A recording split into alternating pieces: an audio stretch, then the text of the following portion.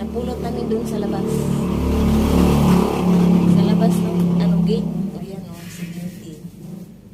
Kusang lumapit sa amin. Mabubuhay na siya, malakas siya kumain buyag o.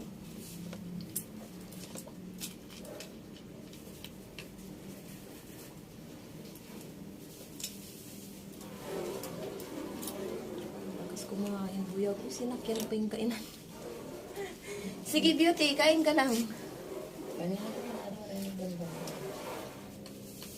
Siya yung nakita ko noon doon sa kanto. Saan?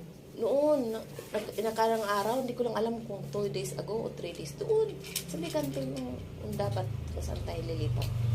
Siya yun. Ang dungis pa nga niya noon eh. Pumunta siya dito, alam niya. Sana hindi yan hinagisagis kasi kung hinagisagis yan, mamamatay din yan. Ay, hindi yan. Lakas kumain ba yan? Oo, sige lang. Kain ka lang. Busin mo. Oh, tubig oh. Saan mo lalagay? Diyan lang siya pag-alagala. Ilalagay ko na yung kurtina dito. Pang samantala, wala pa man. Pangit! Okay lang yun. Itim na yun.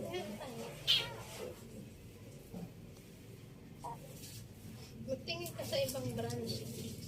Ang pangit. Pang samantala lang naman yun. Ang pangit na. Huwag na. Papasok dito yun sa loob.